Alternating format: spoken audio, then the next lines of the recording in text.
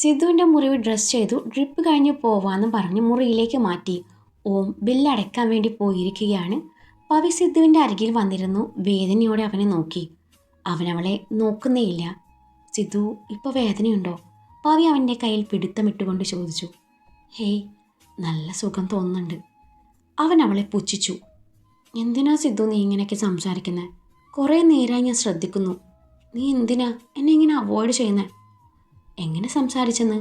അതെ, എന്നോട് ഇഷ്ടമില്ലാത്തവരും എന്നെ വെറുക്കുന്നവരും എൻ്റെ കൂടെ നിൽക്കണമെന്നില്ല. എനിക്ക് ആരും വേണ്ട. എനിക്ക് ഞാൻ മാത്രം മതി. സിദ്ധു, ഞാൻ അന്നേരത്തെ മാനസികാവസ്ഥയിൽ അങ്ങനെ പറഞ്ഞെന്ന് വെച്ച് ഇങ്ങനെ പെരുമാറണോ? എനിക്കെന്തോ നീ ഇങ്ങനെ പെരുമാറുമ്പോൾ ശരിക്കും വിഷമം തോന്നുക. ഓ, വിഷമവും സങ്കടമൊക്കെയും നിനക്ക് മാത്രമേ പാടുള്ളൂ എന്നുണ്ടോ? എനിക്കും വരും ഈ പറഞ്ഞ വിഷമവും സങ്കടവും ദേഷ്യമൊക്കെയും. ഇപ്പോൾ എന്നെ ബുദ്ധിമുട്ടിക്കാതെ ഒന്ന് പോയി തരുമോ? സിദ്ധു, ഞാൻ നിനക്ക് ബുദ്ധിമുട്ടായല്ലേ? പവിയുടെ കണ്ണുകൾ നിറഞ്ഞു. അവനത് കണ്ടില്ലെന്ന് നടിച്ചു.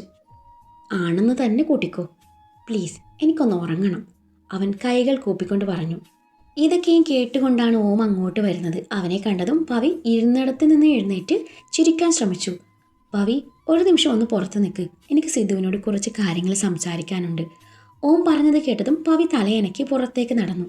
പവി പോയതും ഓം സിദ്ധുവിനെ തുറച്ചു നോക്കി. സിദ്ധു, എന്താ നിന്റെ പ്രശ്നം? നേരത്തെ തൊട്ട് ഞാൻ ശ്രദ്ധിക്കുന്നുണ്ട്. പവിയോട് ദേഷ്യപ്പെടുന്നു, അവഗണിക്കുന്നു. അതിനു മാത്രം എന്ത് തെറ്റാ അവൾ ചെയ്തത്? ഓം അല്പം കനപ്പിച്ച് ചോദിച്ചു. തെറ്റ് ചെയ്തത് അവളല്ല, എൻ്റെ പെങ്ങളാ. അതിപ്പോൾ എൻ്റെ തലയിരുവായി. സിദ്ധു അത്രയും പറഞ്ഞ് മിണ്ടാതിരുന്നു. എന്താ ഇപ്പോൾ പുതിയ പ്രശ്നം? പുതിയതൊന്നുമല്ല, സംഭവം പഴയത് തന്നെയാ. പക്ഷെ അവൾ അറിഞ്ഞത് ഇപ്പോഴാണെന്ന് മാത്രം. സിദ്ധു അതും പറഞ്ഞു ഒന്ന് നിശ്വസിച്ചു. സിദ്ധു, നീ ഒന്ന് തെളിച്ച് പറയുന്നുണ്ടോ? ഓം ചോദിച്ചു. അന്നത്തെ ലൈബ്രറിയിലെ സംഭവവും പിന്നീട് വീട്ടിൽ വെച്ച് ജാക്കറ്റും മുഖമൂടിയൊക്കെയും കിട്ടിയതും പിന്നീട് അത് പവി കാണാനിടയായതും തുടർന്നുണ്ടായ സംഭവങ്ങളൊക്കെയും സിദ്ധു ഓമിനോട് തുറന്നു പറഞ്ഞു. എല്ലാം കേട്ടതും ഓമിൻ്റെ മുഖം വലിഞ്ഞു മുറുകി. അവൻ ദേഷ്യം നിയന്ത്രിച്ചു സംസാരം തുടർന്നു. അതിനിപ്പോൾ നീ പവിയോട് ദേഷ്യം കാണിക്കുന്നത് എന്തിനാ? എനിക്ക് അവളോട് ഒരു ദേഷ്യമില്ല. പക്ഷെ ചെറിയ വിഷമമുണ്ട്. എൻ്റെ സ്നേഹം അവൾ ഇപ്പോഴും മനസ്സിലാക്കിയിട്ടില്ല. ഭൂമിയോളം താഴ്ന്നു കൊടുക്കുക എന്ന് കേട്ടിട്ടില്ലേ? അതുപോലെ ഞാൻ അവളുടെ മുന്നിൽ നിന്നിട്ടുണ്ട്. എന്നിട്ടും അവൾ എന്നെ വിശ്വസിക്കുന്നില്ല. ഞാൻ കുറേ കാലം അവളുടെ പിറകെ നടന്നില്ലേ? ഇനിയിപ്പോൾ ഈ വകയിൽ അവൾ കുറച്ച് നാൾ എൻ്റെ പിറകെ നടക്കട്ടെ. സിദ്ധു അത്രയും പറഞ്ഞു നിർത്തി. അതൊന്നും പറ്റില്ല. അവളെ ഇങ്ങനെ വിഷമിപ്പിക്കാൻ ഞാൻ സമ്മതിക്കില്ല. നിനക്ക് പറ്റില്ലെങ്കിൽ പറ, ഞാൻ നോക്കിക്കൊള്ളാം എൻ്റെ പെങ്ങളെ. നിന്നേക്കാൾ നല്ലൊരുത്തനെ ഞാൻ അവൾക്ക് കണ്ടെത്തുകയും ചെയ്യും. അല്ലെങ്കിൽ നിങ്ങൾ രണ്ടും ഒരിക്കലും സെറ്റാവില്ലെന്ന് എനിക്ക് നേരത്തെ തോന്നിയതാ. അത് ശരി, അപ്പോൾ അങ്ങനെയൊക്കെയാണ് മനസ്സിൽ. അതെ, അപ്പോൾ എൻ്റെ കുഞ്ഞിനെ ആര് നോക്കും? സിദ്ധുവിൻ്റെ ചോദ്യം കേട്ട് ഓമിൻ്റെ നെറ്റി ചുളിഞ്ഞു. കുഞ്ഞോ? എന്ത് കുഞ്ഞ്? മിനിഞ്ഞാന്ന് കല്യാണം കഴിഞ്ഞാൽ നിനക്ക് എവിടെ നിന്നാടാ കുഞ്ഞ്? ഇതുവരെ ആയിട്ടില്ല, പക്ഷെ ആവില്ലെന്ന് ആര് കണ്ടു? ഞങ്ങൾ 2 രാത്രിയിൽ ഒരുമിച്ച് കഴിഞ്ഞിട്ടുള്ളതാ. അത് മതി ഒരു കുഞ്ഞുണ്ടാവാൻ. സിദ്ധുവിൻ്റെ പറച്ചിൽ കേട്ടും വല്ലാത്ത ഭാവത്തിൽ അവനെ നോക്കി. എടാ, അവൾ കൊച്ചല്ലേ. എനിക്ക് വയ്യ നിന്നോട് സംസാരിക്കാൻ. നിനക്കൊന്ന് ക്ഷമിച്ചൂടടാ. ഇനിയുമില്ലടാ സമയം. പാവം എൻ്റെ കൊച്ച്. ഓം പല്ല് ഞെരിച്ചു. തൻ്റെ മുഖത്ത് നോക്കാതെ ഓരോന്ന് പറയുന്ന ഓമിനെ കണ്ടപ്പോൾ സിദ്ധുവിൻ്റെ ചിരിയാണ് വന്നത്. ഒരേട്ടന് അനിയത്തിയോടുള്ള കരുതൽ അവൻ്റെ വാക്കുകളിൽ നിന്നും വ്യക്തമാണ്. അതെ, എൻ്റെ വീട്ടിലുണ്ട് നിൻ്റെ അനിയത്തി. പവിയുടെ അതേ പ്രായം. അവളോട് ഞാനും ഇതുപോലെ ചെയ്യട്ടെ. കൊച്ചാണെന്ന് നോക്കാതെ പെരുമാറട്ടെ. സിദ്ധുവിനെ കൂർപ്പിച്ച് നോക്കിക്കൊണ്ട് ഓം പറഞ്ഞു. അതിന് സാറിന് അവൾ ഇഷ്ടമല്ലല്ലോ. പിന്നെ അതൊക്കെയും സാറിൻ്റെ ഇഷ്ടമല്ലേ? അതിൽ ഞാനിപ്പോൾ എന്താ പറയുക? അവളിപ്പോൾ സാറിൻ്റെ ഭാര്യയാണല്ലോ. ആര് പറഞ്ഞു ഇഷ്ടമല്ലെന്ന്? എന്തൊക്കെയായാലും ഞാൻ താലി കെട്ടിയ പെണ്ണല്ലേ. ആ ഒരു സോഫ്റ്റ് കോർണർ എനിക്ക് കാണില്ലേ? ഞാനേ അവളെയും കൊച്ചായിട്ടേ കണ്ടിട്ടുള്ളൂ. നീ പവിയോട് എങ്ങനെ പെരുമാറുന്നു അങ്ങനെ ഞാനും അവളോട് പെരുമാറട്ടെ. ഓം ഗൗരവത്തിൽ തന്നെയാണ്. എൻ്റെ അളിയ, ഞാൻ ചുമ്മാ പറഞ്ഞതാ. ഞാൻ അളിയൻ്റെ പെങ്ങളെ ഒന്നും ചെയ്തിട്ടില്ല. എല്ലാ അർത്ഥത്തിലും ഒരുമിച്ച് ജീവിക്കുക ഇപ്പോൾ വേണ്ടെന്ന് ഞാൻ തന്നെ നേരത്തെ തീരുമാനിച്ചതാ. ഇനിയിപ്പോൾ ആ ദേഷ്യം മൊത്തം എൻ്റെ പെങ്ങളോട് തീർക്കല്ലേ. എത്ര ക്രൂരയാണെന്ന് പറഞ്ഞാലും എൻ്റെ ചോരയല്ല അവള്. പറ്റുവാണെങ്കിൽ അവളെ ഒന്ന് സ്നേഹിച്ച് മാറ്റിയെടുക്കണം. അത്രേ എനിക്ക് പറയാനുള്ളൂ. പിന്നെ ഒരു കാര്യം, ഞാൻ കുറച്ച് നാൾ ഒരിത്തിരി ജാട കാണിച്ചോട്ടെ പ്ലീസ്. അതിനിടയിൽ പെങ്ങൾ പാസം കാണിച്ചു വരല്ലേ. സിദ്ധു അപേക്ഷ രൂപേണ പറഞ്ഞതും ഓം കൂടുതലൊന്നും പറയാൻ നിന്നില്ല. അവൻ പുറത്തേക്ക് നടന്നു. ഹോസ്പിറ്റലിൻ്റെ വരാന്തയിൽ തനിയെ നിൽക്കുന്ന പവിയുടെ അരികിലേക്ക് ഓം നടന്നു. അവനെ കണ്ടത് അവൾ തൻ്റെ നിറഞ്ഞ കണ്ണുകൾ അമർത്തി തുടച്ചു ചിരിക്കാൻ ശ്രമിച്ചു. വിഷമിക്കണ്ട, സിദ്ധുവിന് കുഴപ്പമൊന്നുമില്ല. അത് പിന്നെ ഞാൻ പവിയോടൊരു കാര്യം പറഞ്ഞോട്ടെ. ഓമിൻ്റെ മുഖവര കേട്ട് പവി എന്താ എന്ന പോലെ അവനെ തന്നെ നോക്കി.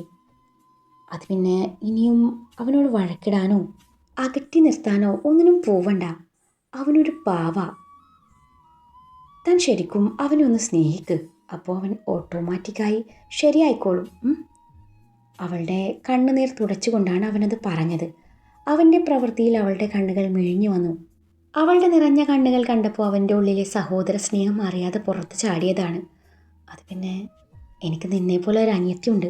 ഒരു നിമിഷം ഞാൻ ഓർത്തുപോയി അവൾ എൻ്റെ മുന്നിൽ നിൽക്കുകയാണെന്ന്. അവളുടെ സ്ഥാനത്താണ് ഞാനിപ്പോൾ പവിയെ കാണുന്നത്. പക്ഷേ എൻ്റെ അനിയത്തിക്കേ അവൾക്കറിയില്ല ഞാൻ അവളുടെ ആരാണെന്ന്. ഞാനിന്ന് ജീവിക്കുന്നത് പോലും അവൾക്ക് വേണ്ടിയാണെന്ന്. അവളെന്നെ പെട്ടെന്ന് തിരിച്ചറിയാൻ താനൊന്ന് പ്രാർത്ഥിക്കുക കേട്ടോ. അവളുടെ കവിളിൽ തട്ടിക്കൊണ്ടാണ് അവനത് പറഞ്ഞത്. എന്നാൽ ഞാൻ പോട്ടെ, എനിക്ക് ക്ലാസ് ഉണ്ട്. ഞാൻ വീട്ടിൽ ഇവരെ അറിയിച്ചിട്ടുണ്ട്, അവരിപ്പോൾ എത്തും എന്നും പറഞ്ഞ് ഓം തിരിഞ്ഞ് നടക്കാനൊരുങ്ങവേ ഈ കാഴ്ച ദൂരെ നിന്ന് കാണുകയാണ് നന്ദു. നന്ദുവിനെ അവനവിടെ തീരെ പ്രതീക്ഷിച്ചില്ലായിരുന്നു. പെട്ടെന്ന് അവളെ കണ്ടതും ഓം ചെറുതായൊന്ന് പതറി. അവൻ അവളുടെ അരികിലേക്ക് നടന്നു. അപ്പോഴേക്കും അരവിന്ദും അച്ഛനും അമ്മയും എല്ലാവരും പിറകെ വരുന്നുണ്ട്. ഓമിനോട് കാര്യം തിരക്കി അവരൊക്കെയും സിദ്ധുവിനെ കാണാനായി മുറിയിലേക്ക് ചെന്നു. നന്ദു ഓമിനെ ദഹിപ്പിച്ചു നോക്കി മുന്നോട്ട് നടക്കവേ അവളുടെ കയ്യിൽ അവൻ്റെ പിടി വീണു. വയ്യാത്തപ്പോൾ നീ എന്തിനാ ഇങ്ങോട്ട് വന്നത്? വന്നതുകൊണ്ട് ചിലതൊക്കെ കാണാൻ പറ്റി. അവൻ്റെ പിടി വിടിവിച്ചുകൊണ്ട് അവൾ പറഞ്ഞ് മുന്നോട്ട് നടന്നു. അതിനിടയിൽ അവൾ പവിയെ നോക്കി ദഹിപ്പിച്ചു അകത്തേക്ക് നടന്നു. സാർ, നന്ദു അവളെന്താ എന്നെ അങ്ങനെ നോക്കിയത്? അവൾ നമ്മളെ തെറ്റിദ്ധരിച്ചു എന്നാണ് തോന്നുന്നത്, പവി പറഞ്ഞു. അവൾക്ക് നല്ല അടിയുടെ കുറവുണ്ട്, അത് നീ ശ്രദ്ധിക്കണ്ട. സന്തോഷമായിരിക്കുമെന്നും പറഞ്ഞ് അവൻ പവിയോട് അകത്തേക്ക് പോവാൻ പറഞ്ഞു. വയ്യാത്ത കാലം വെച്ച് നീ ഇവിടെ നിൽക്കണ്ട, വീട്ടിലേക്ക് പോയിക്കോ എന്ന് പറഞ്ഞ് അച്ഛനും അമ്മയും നന്ദുവിനെ ഓമിൻ്റെ കൂടെ പറഞ്ഞു വിട്ടു. യാത്രയിലുടനീളം നന്ദു മുഖം വീർപ്പിച്ചിരുന്നു. ഓം അവളോട് എന്തൊക്കെയോ ചോദിച്ചുവെങ്കിലും ഒന്നിനും മറുപടി ഇല്ലായിരുന്നു. പിന്നെ അവനൊന്നും മിണ്ടാൻ പോയില്ല. ഓമിൻ്റെ വീട്ടിലേക്കാണ് അവൻ നന്ദുവിനെയും കൊണ്ട് ചെന്നത്. വീടെത്തിയതും തനിക്ക് വീട്ടിലേക്ക് പോയാൽ മതിയെന്നും പറഞ്ഞ് വാശി കാട്ടി വണ്ടിയിൽ നിന്നിറങ്ങാതെ ഇരിക്കുന്ന നന്ദുവിനെ അവൻ പൊക്കിയെടുത്ത് അകത്തേക്ക് നടന്നു. അവൾ അവൻ്റെ പുറത്തേക്ക് അടിച്ചുകൊണ്ട് കുതറിക്കൊണ്ടിരുന്നു. ഓം ഒരുവിധം ഡോർ തുറന്ന് അകത്ത് കയറി അവളെയും കൊണ്ട് ബെഡ്റൂമിലേക്ക് നടന്നു. അവൻ അവളെ ബെഡിൽ കിടത്തി. ഡോറടച്ച് ലോക്കിട്ട് ഷർട്ടിൻ്റെ കൈ മുട്ടുവരെ മടക്കി ബെഡിനരികിലേക്ക് നടന്നു. അവൻ്റെ വരവ് കണ്ടതും അവൾ നേരിയ ഭയത്തോടെ ഒരുവിധം എഴുന്നേറ്റിരുന്നു. അവൻ്റെ മുഖത്തേക്ക് നോക്കുന്തോറും അവളിലെ ഭയം ഇരട്ടിച്ചു. അവൾ ഇരുന്നിടത്ത് നിന്നും എഴുന്നേൽക്കാനൊരുങ്ങി.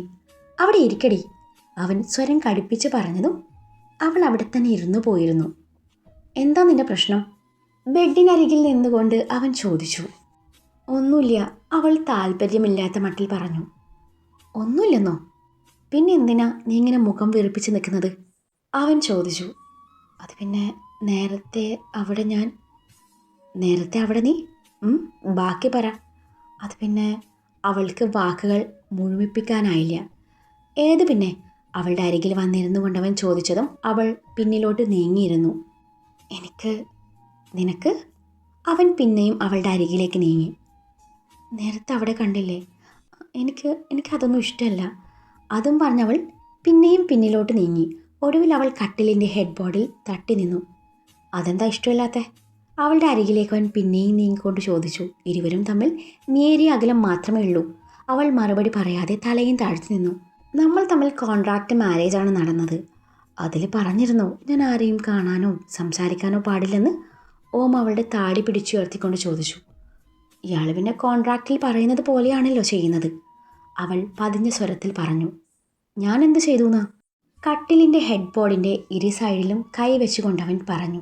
അവൻ്റെ പ്രവൃത്തിയിൽ അവളുടെ ഉടലാകെ വിറപ്പൂണ്ടു. അവൻ്റെ നിശ്വാസം മുഖത്ത് തട്ടുന്തോറും അവളിൽ എന്തൊക്കെയോ മാറ്റങ്ങൾ സൃഷ്ടിച്ചു.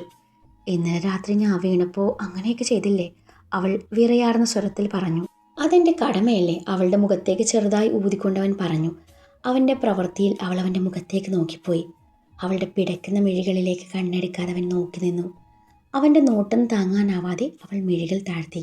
എന്നാൽ പിന്നെ ഇത് എൻ്റെ അവകാശമാണെന്ന് കൂട്ടിക്കോ. അവൻ്റെ മുഖത്ത് നോക്കാതെയാണ് ആ മറുപടി. ആണോ? അപ്പോൾ ഞാനും എൻ്റെ അവകാശം കാണിക്കട്ടെ. കുറുമ്പോടെ അവളുടെ കാതോരം സ്വകാര്യം പോലെ അവൻ പറഞ്ഞു. അവളിലെ മൗനം കണ്ടതും അവൻ അവളുടെ കാതോരം ചുംബിച്ചു. അവൻ്റെ പ്രവൃത്തിയിൽ അവളുടെ ഹൃദയം പോലും വിറച്ചു പോയിരുന്നു. നിന്നോട് എനിക്കിപ്പോൾ തോന്നുന്ന ഈ വികാരമുണ്ടല്ലോ, ഇതുവരെ മറ്റൊരു പെണ്ണിനോടും തോന്നിയിട്ടില്ല, ഇനി തോന്നുകയില്ല. അതോർത്ത് ഈ കുഞ്ഞി തല പുകക്കണ്ട. അവളുടെ മൂക്ക് പിടിച്ച് കൊഞ്ചിച്ചുകൊണ്ടാണ് അവനത് പറഞ്ഞത്. അത് കേൾക്കവേ ആ നിമിഷം അവളുടെ ചുടിയിൽ ഒരു പുഞ്ചിരി വിരിഞ്ഞു. ഇരുവരുടെയും മിഴികൾ തമ്മിൽ ആഴ്ന്നിറങ്ങി. ഏതോ ഒരു ഉൾപ്രേരണയാലെ അവൻ അവളുടെ കവിളിൽ ചുംബിക്കാനൊരുങ്ങവേ അവൻ്റെ ഫോൺ ശബ്ദിച്ചു. ഇരുവരും ഞെട്ടലോടെ അകന്നു മാറി. അവൻ അവളെ ഒന്ന് നോക്കി ഫോൺ അറ്റൻഡ് ചെയ്തു. അവൾ ചമ്മലോടെ അവനിൽ നിന്നും നോട്ടം മാറ്റിക്കളഞ്ഞു. വൈകുന്നേരത്തോടെ ട്രിപ്പൊക്കെയും കഴിഞ്ഞു സിദ്ധു വീട്ടിലേക്ക് തിരിച്ചു. വീട്ടിലെത്തിയതും പവി അവൻ്റെ കൂടെ തന്നെ നിന്നു അവനെ പരിചരിച്ചു. അപ്പോഴും സിദ്ധുവിൻ്റെ ജാടയ്ക്ക് ഒരു കുറവില്ലായിരുന്നു. ഗൗരവത്തിൽ അവൻ അവളോട് പെരുമാറി. രാത്രിയിലെ ഭക്ഷണമൊക്കെയും കഴിഞ്ഞു. സിദ്ധു അവളെ ശ്രദ്ധിക്കാതെ ഉറക്കം നടിച്ചു കിടന്നു. അവൻ ഉറങ്ങിയെന്ന് കരുതി അവൾ കുളിക്കാനായി ചെന്നു. അവൾ പോയെന്ന് ഉറപ്പ് വരുത്തിയ സിദ്ധു തൻ്റെ ഫോണെടുത്ത് റീൽസ് കാണാനായി തുടങ്ങി. പവിയുടെ കുളി കഴിഞ്ഞതും മാറിയിടാനുള്ള ഡ്രസ്സ് എടുക്കവേ അത് വാഷ്റൂമിൽ വീണ് നനഞ്ഞു. സിദ്ധു ഉറങ്ങിയെന്നുള്ള ധൈര്യത്തിൽ അവൾ ടവലും ചുറ്റി വാഷ്റൂമിൽ നിന്നിറങ്ങി. വാഷ്റൂമിൻ്റെ ഡോർ തുറക്കുന്ന ശബ്ദം കേട്ട സിദ്ധു ഫോൺ സൈഡിൽ വെച്ച് ഉറക്കം നടിച്ച് കണ്ണടച്ച് കിടന്നു. സിദ്ധു ഉറങ്ങുന്നുണ്ടോ എന്ന് എത്തി നോക്കിയ പവി അവൻ ഉറങ്ങുകയാണെന്ന് ഉറപ്പ് വരുത്തി വാർഡ്രോബ് ലക്ഷ്യം വെച്ച് നടന്നു. സിദ്ധു ഒറ്റക്കണ്ണ് തുറന്നു നോക്കിയപ്പോൾ ടവലും ധരിച്ച് നിൽക്കുന്ന പവിയാണ് കാണുന്നത്. അവൻ മിഴിഞ്ഞ കണ്ണാലെ ആ കാഴ്ച നോക്കി നിന്നു. എൻ്റെ ആറ്റുകാൽ ഭാസ്കര, കൺട്രോൾ തരണേ എന്നും പറഞ്ഞ് നെഞ്ചിൽ കൈവച്ച് പോയി. പവി വാർഡ്രോബ് തുറന്ന് ഡ്രസ്സ് എടുത്ത് തിരിഞ്ഞു. അന്നേരം അവൻ വീണ്ടും കണ്ണടച്ചു. അതേ സമയത്താണ് വാർഡ്രോബിൻ്റെ ഹാൻഡിലേക്ക് അവളുടെ ടവൽ കുടുങ്ങുന്നത്. അത് വിടുവിക്കാൻ അവൾ തിരിഞ്ഞതും ടവൽ മുഴുവനായും അഴിഞ്ഞു വീണു. അവൾ ഞെട്ടലോടെ ടവൽ എടുക്കാനായി കുനിഞ്ഞു. ആ നേരത്താണ് സിദ്ധു കണ്ണു തുറക്കുന്നത്. മുന്നിലെ ആ കാഴ്ച കണ്ട് അവൻ്റെ കിളി മുഴുവൻ എങ്ങോട്ടോ പറന്നുപോയി. അവൾ ധൃതിയിൽ ടവൽ എടുത്ത് കൊടുത്തു. ആ നേരത്ത് അവൾ തന്നെ നോക്കും എന്നുറപ്പുള്ളത് കൊണ്ട് സിദ്ധു വീണ്ടും തൻ്റെ കണ്ണ് ചിമ്മി. അവൻ്റെ ആ പ്രതീക്ഷ തെറ്റിയില്ല. പവി സിദ്ധു കിടക്കുന്ന ഭാഗത്തേക്ക് നോക്കി. അവൻ ഉറങ്ങുകയാണെന്ന് കണ്ടതും അവൾ നെഞ്ചിൽ കൈവച്ചു ആശ്വാസത്തോടെ ദീർഘമായി ഒന്ന് നിശ്വസിച്ചു. ആ സമയത്ത് തന്നെയാണ് ബെഡിൽ കിടക്കുന്ന അവൻ്റെ ഫോൺ റിങ് ചെയ്യുന്നത്. ഫോൺ റിങ് ചെയ്യുന്ന ശബ്ദം കേട്ട് അവനുണർന്ന അവൻ തന്നെ ഈ കോലത്തിൽ കാണില്ലേ എന്ന് കരുതി അവൾ ബെഡിനരികിലേക്ക് നടന്നു. ബെഡിൻ്റെ ഇടതുവശം ചേർന്ന് കിടക്കുന്ന സിദ്ധുവിൻ്റെ തലയുടെ ഇടതുവശം ഫോൺ കിടക്കുന്നത് കണ്ടതും അവൾ ഫോൺ എടുക്കാൻ വേണ്ടി കുനിഞ്ഞു. അവിടെ വെച്ച് തന്നെ ഫോൺ സൈലൻ്റ് മോഡിലാക്കി തിരികെ അവിടെ തന്നെ വെക്കുമ്പോൾ അവളിൽ എന്തൊക്കെയോ അവൻ്റെ മുഖത്തേക്ക് തട്ടുന്നുണ്ടായിരുന്നു. ഒപ്പം അവളിൽ നിന്നും വമിക്കുന്ന ലോഷൻ്റെയും ഷാമ്പുവിൻ്റെയും ഗന്ധം അവനെ മത്ത് പിടിപ്പിക്കുന്നുണ്ടായിരുന്നു. അവൾ ഫോൺ അവിടെ വെച്ച് തിരിയാൻ നേരമാണ് അവനിനി വല്ലതും കണ്ടു കാണുമോ, ഉറങ്ങിക്കാണില്ലേ എന്നൊരു സംശയം ഉടലെടുക്കുന്നത്. ഒന്ന് ടെസ്റ്റ് ചെയ്തേക്കാമെന്ന് കരുതി അവൾ അവനെ നേരെ തിരിഞ്ഞു. അവനെ ഒന്ന് നോക്കിയ ശേഷം അവന് നേരെ കുനിഞ്ഞു. അവൾ തൻ്റെ കൈകൊണ്ട് അവൻ്റെ മുഖത്തിന് നേരെ വീശി അവൻ ഉറങ്ങുകയാണെന്ന് ഉറപ്പ് വരുത്തിക്കൊണ്ടിരുന്നു. ഉറങ്ങുക എന്നുറപ്പിച്ചു ആശ്വസിക്കാൻ നേരത്താണ് അവൻ കണ്ണു തുറന്ന് നോക്കുന്നത്. ആ നിമിഷം ഒന്ന് അനങ്ങാനാവാതെ അതേ പൊസിഷനിൽ അവൾ സ്തംഭിച്ചു നിന്നു. അവളുടെ ആ നിൽപ്പ് കണ്ടതും അവന് ചിരിയും വരുന്നുണ്ട്. അവൻ ചിരി ഒരുവിധം അടക്കി പിടിച്ചു. കുനിഞ്ഞു നിൽക്കുന്ന അവളുടെ മാറിയിടം പകുതിയോളം പുറത്തേക്ക് കാണാം. ഇനിയും അവൾ അതുപോലെ കണ്ടാൽ താൻ വല്ലതും ചെയ്തു പോകും. ഇത്രയും നേരം താൻ ഏറി പിടിച്ച് നടന്നതൊക്കെയും വെറുതെ ആവല്ലേ എന്നറിയാവുന്ന സിദ്ധു കൃത്രിമ ദേഷ്യത്തോടെ അവൾക്ക് നേരെ തിരിഞ്ഞു. പോയി തുണിയെടുത്ത് ഉടുക്കടി. അവൻ്റെ ആ പറച്ചിൽ കേട്ടപ്പോഴാണ് അവൾക്ക് ബോധോദയം വരുന്നത്. അവൾ അവനിൽ നിന്നും അകന്നു മാറി ഡ്രസ്സും എടുത്ത് വാഷ്റൂമിലേക്ക് ഓടി. അവളുടെ ഓട്ടം കാണവേ അവന് ചിരി പൊട്ടി. കുറച്ച് നിമിഷം മുൻപ് നടന്ന രംഗം അവൻ്റെ മനസ്സിൽ തെളിഞ്ഞു. വെണ്ണക്കല്ലിൽ കൊത്തിയ ശില്പം പോലെയുള്ള അവളുടെ മേനിയഴക് അവനെ ഭ്രമിപ്പിച്ചു. അവൻ തൻ്റെ നെഞ്ചിൽ കൈവച്ചു വർദ്ധിച്ചു വന്ന ഹൃദയത്താളത്തെ അടക്കി പിടിച്ചു. എൻ്റെ പെണ്ണെ, എന്തൊരഴകാ നിനക്ക്. ഇനി നീ അടുത്ത് വരുമ്പോൾ ഇതൊക്കെയായിരിക്കും എൻ്റെ മനസ്സിൽ തെളിയുക. എന്നാലും എൻ്റെ ആദ്യ രാത്രി സസ്പെൻസ് ഇപ്പം തന്നെ പൊളിച്ച് കൈ തന്നല്ലോ. സിദ്ധുവിൻ്റെ ചുണ്ടിൽ ഒരു തരം ചിരി വിരിഞ്ഞു. 2 ദിവസത്തിന് ശേഷം സിദ്ധുവിൻ്റെ തലയിലെ കെട്ട് മാറ്റി. ഇപ്പം ചെറുതായി ബാൻഡേജ് ഒട്ടിച്ചിട്ടുണ്ട്. സിദ്ധു കോളേജിൽ പോയി തുടങ്ങി. ഇപ്പോഴും അവൻ പവിക്ക് മുന്നിൽ ഏർ പിടിച്ച് നടക്കുകയാണ്. അവൻ്റെ അവഗണന അവളെ ഒരുപാട് വേദനിപ്പിക്കുന്നുണ്ട്. അന്ന് ലഞ്ച് ബ്രേക്ക് ടൈമിൽ സിദ്ധുവും കൂട്ടുകാരും CSE ഡിപ്പാർട്ട്മെൻറ്റിൻ്റെ വരാന്തയിൽ നിന്നുകൊണ്ട് പവിയുടെ വരവും പ്രതീക്ഷിച്ച് നിൽക്കുന്നുണ്ട്. അവൻ അന്വേഷിച്ച് അവൾ ഉച്ചയ്ക്ക് വരുമെന്ന് അവൻ ഉറപ്പുണ്ടായിരുന്നു. അതിനുവേണ്ടി തന്നെയാണ് പറഞ്ഞത് എന്നെ അന്വേഷിച്ചു എൻ്റെ ക്ലാസ്സിൻ്റെ പരിസരത്ത് പോലും വന്നേക്കരുതെന്ന്. അങ്ങനെ പറഞ്ഞാലല്ലേ അവൾ വാശി പിടിച്ച് വരുള്ളൂ. സിദ്ധുവിൻ്റെ ചുണ്ടിൽ ഒരു നേർത്ത പുഞ്ചിരി വിരിഞ്ഞു. എടാ, അവൾ വരുന്നുണ്ട്. അബി ഓടിക്കിതച്ചുകൊണ്ട് സിദ്ധുവിനരികിലേക്ക് വന്നുകൊണ്ട് പറഞ്ഞു. അത് കേൾക്കേണ്ട താമസം അവൻ തൻ്റെ കയ്യിലിരിക്കുന്ന നോട്ട്സുമായി ഫസ്റ്റ് ഇയർ CSEയിലേക്ക് നടന്നു. കൂടെ ജീവയുണ്ട്. ഫസ്റ്റ് ഇയർ ക്ലാസ്സിലെ ഗേൾസിൻ്റെ സെക്കൻഡ് ബെഞ്ചിനരികിൽ ചെന്ന് ഡെസ്കിൻ്റെ അറ്റത്തിരുന്നുകൊണ്ട് ഏറ്റവും അറ്റത്തിരിക്കുന്ന പെണ്ണിനോട് കത്തിയടിക്കാൻ തുടങ്ങി. ജീവയും തൊട്ടരികിലെ പെണ്ണിനോടും. ഇടയിൽ സിദ്ധുവിൻ്റെ കണ്ണുകൾ വെളിയിലേക്ക് നീളുന്നുണ്ട്. സിദ്ധുവിനെ അന്വേഷിച്ചു വന്ന പവി വരാന്തയിൽ നിൽക്കുന്ന തേജിയോടും അബിയോടും സിദ്ധുവിനെ അന്വേഷിച്ചു. സിദ്ധു ഫസ്റ്റ് ഇയർ ക്ലാസ്സിലുണ്ട്. കുറേ നേരമായി അങ്ങോട്ട് പോയിട്ട്. എന്താ പല്ലവി? തേജ ഒന്നും അറിയാത്ത മട്ടിൽ ചോദിച്ചു. ഒന്നുമില്ല, ഞാൻ ചുമ്മാ ഒന്ന് കാണാൻ വേണ്ടി വന്നതാ. ആണോ? എന്നാലേ പല്ലവി വന്ന കാര്യം ഞങ്ങൾ പറഞ്ഞേക്കാം. അബിയാണ് പറഞ്ഞത്. വേണ്ട, ഞാൻ അങ്ങോട്ട് പോയി കണ്ടോളാം എന്നും പറഞ്ഞ് പവി ഫസ്റ്റ് ഇയർ CSE ലക്ഷ്യം വെച്ച് നടന്നു. ആതിര, താൻ ഈ ഡയറി മിൽക്ക് പിടിക്കുക. എന്നിട്ടേ നാളെ വരുമ്പോൾ എൻ്റെ ഈ നോട്ട് കംപ്ലീറ്റ് ചെയ്യണം. സിദ്ധു വലിയൊരു ചോക്ലേറ്റും നോട്ട്സും ഒരു പെണ്ണിന് നേരെ നീട്ടിക്കൊണ്ട് പറഞ്ഞതും അവൾ വിടർന്ന കണ്ണുകളോടെ സിദ്ധുവിനെ നോക്കി. വാങ്ങിക്കാതിര, ഇതെൻ്റെ സ്നേഹ സമ്മാനമല്ലേ. വാങ്ങണോ വേണ്ടയോ എന്ന പോലെ നിൽക്കുന്ന പെണ്ണിനെ സിദ്ധു വീണ്ടും നിർബന്ധിച്ചു. അവളത് വാങ്ങിക്കാൻ കൈ നീട്ടിയതും അതിനു മുൻപേ മറ്റൊരു കരങ്ങൾ അത് സ്വന്തമാക്കിയിരുന്നു. ആ കൈകളുടെ ഉടമയെ കണ്ടതും സിദ്ധു ചുണ്ടിലൂറിയ ചിരി മറച്ചു പിടിച്ചു അവളെ ഒന്ന് നോക്കി. നോട്ട്സ് ഞാൻ കംപ്ലീറ്റ് ചെയ്യാം, നിന്റെ ഈ സ്നേഹസമ്മാനം ഞാൻ എടുക്കുക എന്നും പറഞ്ഞ് പവി സിദ്ധുവിനെ തുറിച്ചു നോക്കി നോട്ടും ചോക്ലേറ്റും വാങ്ങി ക്ലാസ്സിൽ നിന്നിറങ്ങി. ആതിര, നാളെ ഞാൻ തനിക്ക് ഗാലക്സി വാങ്ങിച്ചു തരുന്നുണ്ട്. നോട്ട്സ് ഇനിയും കംപ്ലീറ്റ് ചെയ്യാനുണ്ട്. ആതിര, നമ്മൾ എവിടെയാണ് പറഞ്ഞു നിർത്തിയത്? എന്തെന്നറിയില്ല, തന്നോട് സംസാരിക്കുമ്പോൾ സമയം പോകുന്നത് പോലും അറിയില്ല. താൻ നന്നായി പാടുമെന്ന് പറയുന്നത് കേട്ടു. എനിക്ക് വേണ്ടി 2 വരി ഒന്ന് പാടൂ പ്ലീസ്. സിദ്ധുവിൻ്റെ സംസാരം ശ്രദ്ധിച്ച പവി നടത്തി നിർത്തി തിരിഞ്ഞു നോക്കി. പഞ്ചാരക്കുട്ട, നീ വീട്ടിലേക്ക് വാട്ടാ, ഞാൻ ശരിയാക്കി തരുന്നുണ്ട് എന്നും പറഞ്ഞ് പവി ചവിട്ടി തുള്ളി പുറത്തേക്ക് നടന്നു. അവളുടെ പോക്ക് നോക്കി നിന്ന സിദ്ധുവിൻ്റെ ചുണ്ടിൻ്റെ കോണിൽ ഒരു പുഞ്ചിരി സ്ഥാനം പിടിച്ചു. പവി പോയെന്ന് ഉറപ്പുവരുത്തിയ സിദ്ധു എഴുന്നേൽക്കാനൊരുങ്ങി. ചേട്ടാ, പാട്ട് പാടണ്ടേ? ആ പെണ്ണ് ചോദിച്ചു. സമയം എന്തായി? സിദ്ധു അവളോട് തിരിച്ചു ചോദിച്ചു. 1:45 അവൾ മറുപടി പറഞ്ഞു. ആണോ? 1:45 ഒരു കാരണവശാലും പാട്ട് കേൾക്കരുതെന്നേ ഡോക്ടർ പ്രത്യേകം പറഞ്ഞിട്ടുണ്ട്. മുറിവ് ഉണങ്ങില്ലെന്ന്. ഒരു വൻ അപകടം ഒഴിവായില്ലേ? എന്നാൽ പിന്നെ ആരതിയുടെ വായന നടക്കട്ടെ, ഞാൻ പോവാം. ആരതിയല്ല ചേട്ടാ, ആതിര. ശരി, ആതിരയുടെ വായന നടക്കട്ടെ. സിദ്ധു എഴുന്നേറ്റ് പുറത്തേക്ക് നടന്നു. ഇതേ സമയം സിദ്ധുവിനെയും പവയെയും തെറ്റിപ്പിക്കാൻ വേണ്ടി അർജുൻ പുതിയൊരാളെ കളത്തിലിറക്കി. സ്നേഹ 3rd ഇയർ CSE സ്റ്റുഡൻ്റ് ആണ്. ഇവരും എന്തൊക്കെയോ പദ്ധതികൾ ഒരുക്കി.